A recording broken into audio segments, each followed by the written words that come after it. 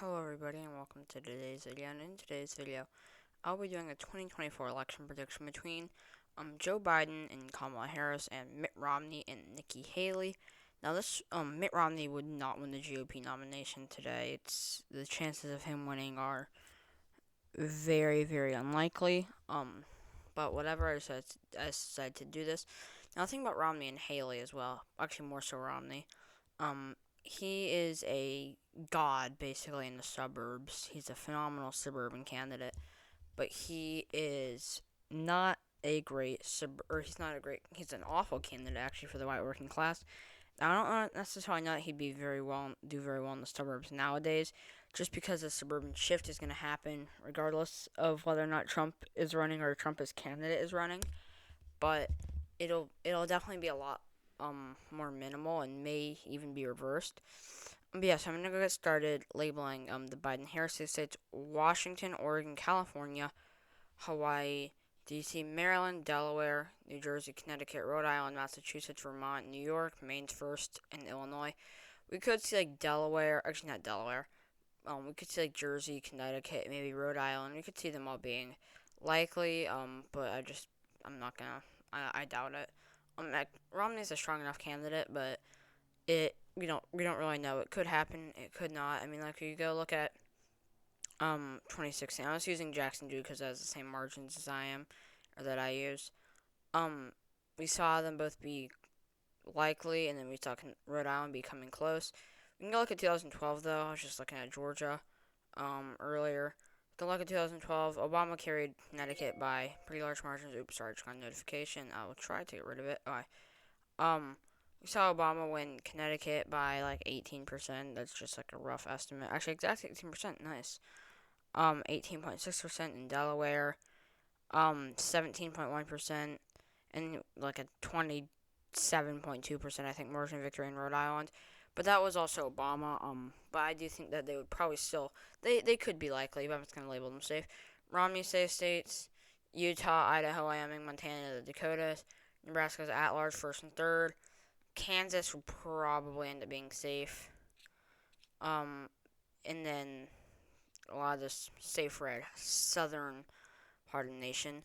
Now for Biden's likely states: Colorado, New Mexico, Virginia, Maine at large, Minnesota, Michigan, and that is it. So for Nebraska or for New Mexico and Colorado, I mean, like, this would have been 12 years before the election. Obama did carry it by 5.7% in Colorado, which was likely, and by 9.9%, which is close to being safe, or close to being 10%, which was like what Biden won it by in 2020. I think that Romney would probably just be strong enough in the suburbs to make it was likely, and it only needs to shift 1.5% to the left. Romney is probably going to be decent enough with minorities and strong enough in the suburbs to keep it just barely likely, like a 14.8% margin of victory, but still barely likely.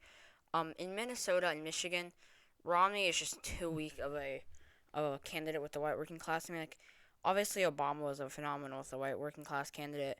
But like, we go look at his numbers. He won Lake County by over 20%. He won Carlton County by insanely large margins. He won a lot of these areas.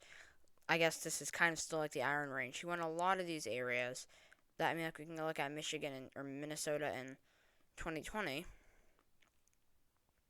Biden lost. I mean, like, he won Carlton County by 1.5% as opposed to like 20 something or whatever Obama won it by. So, Obama obviously was a phenomenal candidate, but Romney, a lot of these people, a lot of these voters up here don't like white, or don't like, not white voters, what am I thinking? A lot of these white working class voters, sorry, this was just my photo editor over here. Yeah, I just have a America map with an ad. Anyways, getting back to this, or one of my photo editors, I use it occasionally. I do a lot of my things in Google Slides, actually.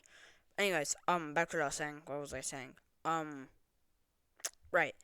Mitt Romney, I mean, like, he's just not a phenomenal candidate with the white working class. A lot of the white working class don't like this establishmentarian type of candidate.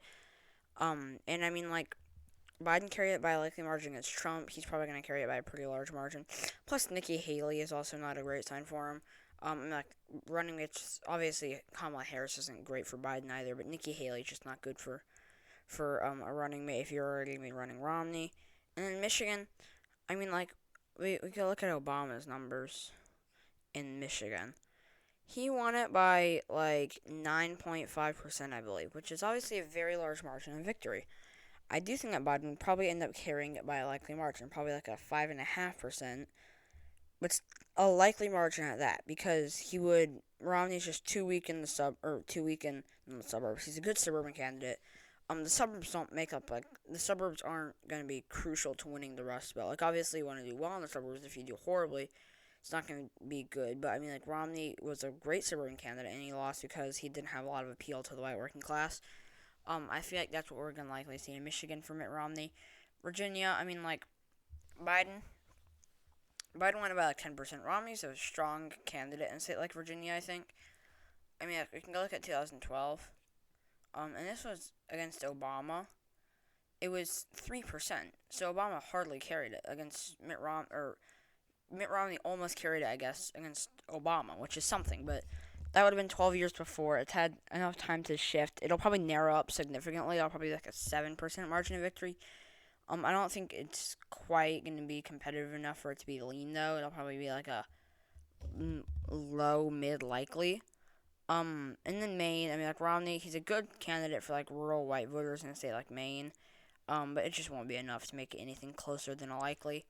For Romney's likely states, so not Iowa, why did I label Iowa? Missouri, Indiana, I forgot to label West Virginia, that's safe. Alaska, South Carolina, and I believe that's it. So, in Missouri and Indiana, he's just not going to be good enough with white rural voters. They're probably not going to split with Biden, but they're probably just not going to show up to the polls. Especially in Indiana, with like Missouri, it's all these Midwestern farmers, which Romney will probably be better with, not as good as Trump. And then Indiana is just not strong enough with white working class voters. South Carolina, I mean, like, Trump won it by like 11%, I think, 12%. That's 2016 or 2012. Go get 2020. Yeah, Trump won it by 11.7%. Romney, I mean, like, he would have to do, like, significantly worse, like 3.3% worse in a state that's shifting to the left. I just don't think that's very likely. He's not, like, he's a decent candidate with minorities, but he's also not, like, phenomenal. Like I said, in Colorado, he'd probably be able to do well enough to keep it likely, which is true, yes, but he's not going to be able to do well enough in a state like South Carolina to take it out of the likely column. He also probably wouldn't be amazing among like white rural voters. He wouldn't be horrible, but he wouldn't be amazing. So I'm gonna label that likely. In Alaska, I'm gonna go as likely in 2020, as we see larger and larger minority vote shares in the state. It'll likely continue to narrow up.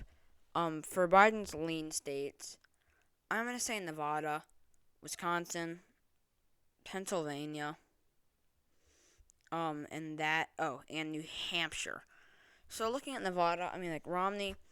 Oh, sorry, that probably made a really obnoxious noise. I just hit my knee against my mic, so sorry about that. That was probably very obnoxious. Anyways, in Nevada, Romney, he'd probably be able to do decent enough among like white rural voters. Probably worse than Trump though, and he might be able to do decent with minorities, but even with his improved suburban performance, there probably wouldn't be enough. Wisconsin and Pennsylvania, same thing, just not good enough with white working class voters. New Hampshire, I do think would narrow off. I think he's a good candidate. He's a good candidate for a lot of these rural white voters in New Hampshire. I mean, if you can go look at 2012 in New Hampshire, Obama did carry it by a likely margin. This was against Obama, though. I think that against Romney, it'll probably be a little bit closer. Probably like oops, sorry about that. My lip hit. I just can't stop hitting my mic tonight. I'm sorry. This is probably very obnoxious, random noises. But I do think that Romney will be able to do well enough, and that'll probably only be like a 3 or 4% margin of victory. I also got Nebraska's second. I mean, like, Romney's a good suburban candidate, and Biden will probably only carry it like by like 2%. But because once again, Romney's a good suburban candidate, but he'll probably still manage to carry it. Now for Romney's lean states, Iowa, Ohio, Texas, Florida, Maine second, and these two, I wasn't certain whether or not to put them in lean or teal. I'll just go throw them in lean. North Carolina and Georgia. So Texas, I mean, like, Romney Romney won it by over 15%, but shifting to the left, it'll probably like a candidate like Romney. It'll probably be like a 4.5% margin victory for him, though. In a state like Florida, Biden's just not popular enough, and Romney's a more moderate Republican where he'll just be strong enough. Iowa and Ohio, he's not going to be amazing with white working class voters, but he'll be strong enough to be able to win. Maine second, similar thing to those two. North Carolina and Georgia, I'm not certain whether or not to put these in the lean or tilt red column. Romney is just such a good suburban candidate. Actually, I'm gonna throw them in the tilt red. The suburbs will continue to shift to the left, regardless of whether or not Trump's on the ballot. But just Romney, man, because able to carry Cobb in Gwinnett County, I just think with the shift, it'll be. And he's also not phenomenal with minority voters. They'll probably both be tilt red. In the final state, Arizona tilt blue. It could be red. It could easily be maybe even like a lean red. Lean red, tilt red. It's hard to tell. But I do think I'll probably narrowly tilt blue just because Biden will do better among Hispanic and Latino voters because he's an incumbent. Romney's already a good suburban candidate, yes, but the suburbs were already red in the state. And the suburbs will have had 4 years to shift, and the Arizona GOP. I mean, like in the 2022 midterms, I think this could actually have a big impact on it. The shift could move at a more drastic pace depending on who the Arizona GOP nominates in the midterms, and they are an abysmal GOP, so they're likely going to run some Trumpist who has no suburban appeal and screw themselves over. So it'll probably end up being tilt blue. So only flip I think was Georgia. So yeah, thank you guys so much for watching this video. If you enjoyed it, please leave a like below. Stay tuned for my next video tomorrow. Not quite certain what to film. I'm working on an election night that I've been working on and off of. I haven't worked on it actually in a while. Because I have a lot to do. But I'll try to get that out. Subscribe if you haven't already, and I'll see you all tomorrow. Bye.